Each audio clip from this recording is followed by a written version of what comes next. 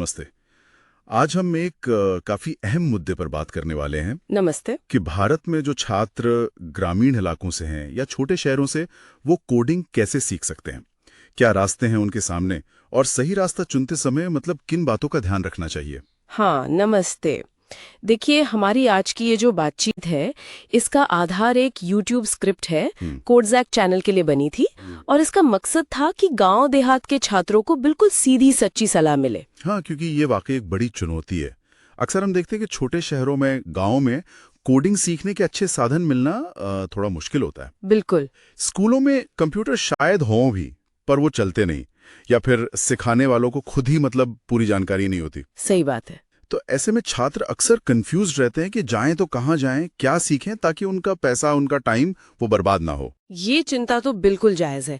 तो अगर कोई छात्र खासकर गांव से है और कोडिंग सीखना चाहता है, तो उसे किसी भी सेंटर या इंस्टीट्यूट से जुड़ने से पहले कुछ जरूरी चीजें चेक कर लेनी चाहिए। अच्छा, जैसे कि मान लीजिए कोई सेंटर है पास में, फीस भी शायद ठीक ठाक है, पर छात्र को थोड़ा शक है, तो वो क्या पूछे, क्या देखें? बहुत अच्छा सवाल है।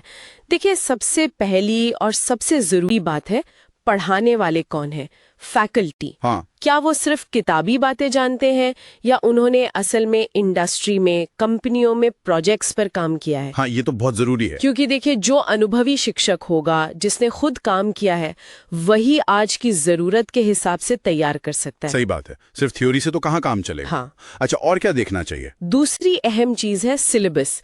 यहाँ अक्सर गड़बड़ होती है। ये थोड़ी हैरान करने वाली बात है, लेकिन कई जगहों पर आज भी वो टेक्नोलॉजी पढ़ाई जा रही है जो इंडस्ट्री मतलब 5-10 साल पहले ही छोड़ चुकी है, जैसे टर्बो सी हो गया। हाँ। या फॉक्स प्रो। ओह, तो फिर तो कोई फायदा ही नहीं। बिल्कुल।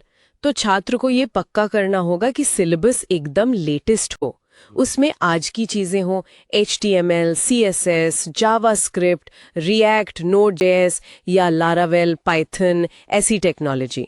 यानी अपडेटेड रहना बहुत जरूरी है। ठीक है, मान लिया फैकल्टी भी अनुभवी है, सिलेबस भी बढ़िया है, फिर देखना है कि प्रैक्टिस पर कितना जोर दिया जा रहा है। क्या वो रोज कोडिंग एक्सरसाइज करवाते हैं, क्या वो बच्चों से प्रोजेक्ट बनवाते हैं, और क्या वो प्रोजेक्ट्स गिटहब जैसी जगहों पर डलवाते हैं। गिटहब, हाँ, वो तो आजकल बहुत चलता है। हाँ, वो एक तरह से आपका ऑनलाइन रिज्यूमे जैसा है, जहाँ आपका काम दिखता है, कंपनियां देखती हैं उसे। सिर्फ क्लास में लेक्चर सुनने से कोडिंग नहीं आती, वो तो रोज हाथ चलाने से ही आएगी। बिल्कुल सही। कई बार छात्र कोर्स तो कर लेते हैं, पर खुद से एक छोटा सा प्रोग्राम भी नहीं बना पाते। एग्जैक्टली। अच्छा, और ये प्लेसमेंट का क्या चक्कर है? बहुत सारे संस्थान बड़े बड़े वादे करते हैं प्लेसमेंट के। हाँ, ये प्लेसमेंट वाले वादों की सच्चाई जानना बहुत बहुत जरूरी है। क्या प्लेसमेंट का मतलब वाकई एक सॉफ्टवेयर डेवलपर या ट्रेनी वाली जॉब है, या इंटर्नशिप है, या फिर कहीं ऐसा तो नहीं कि किसी BPO या कॉल सेंटर की नौकरी को ही प्लेसमेंट बताकर गुमराह किया जा रहा हो। हाँ, ये तो धोखा हो सकता है। बिल्कुल। तो साफ साफ पूछना चाहिए कि भाई कौन सी कंपनियां आती हैं, किस तरह के रोल मिलते हैं। ये तो हुई कि संस्थान को कैसे परखें, लेकिन छात्र खुद भी तो कुछ गलतियां कर बैठते होंगे। हाँ, बिल्कुल करती हैं। सबसे आम गलती जो मैंने देखी है वो है सिर्फ सर्टिफिकेट के पीछे भागना, स्किल बनाने पर फोकस ही नहीं।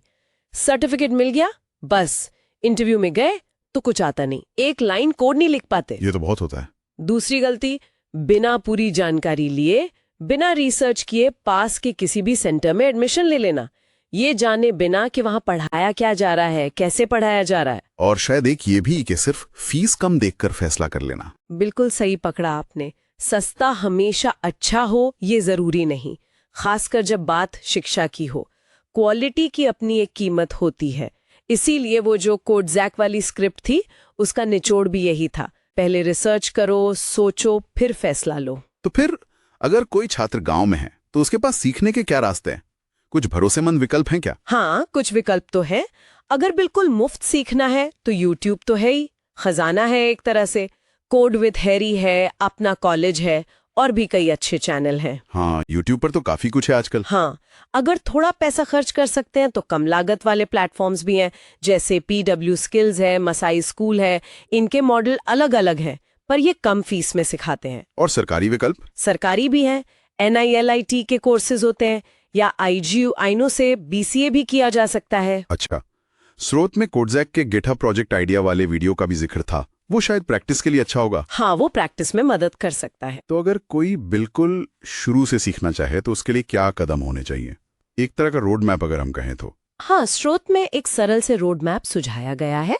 पहला कदम अपनी अंग्रेजी पढ़ने समझने की क्षमता और टाइपिंग स्पीड, इस पर थोड़ा काम करें, क्योंकि टेक्नोलॉजी की दुनिया में ये चीजें काम आती हैं। ठीक है, ये तो बेसिक तैयारी हो गई। दूसरा, YouTube या दूसरे मुफ्त साधनों से HTML, CSS, जावास्क्रिप्ट जो वेब की बुनियाद हैं, उन्हें सीखें और मजबूत करें। ठीक है, बेसिक सीख लिया, फिर आगे?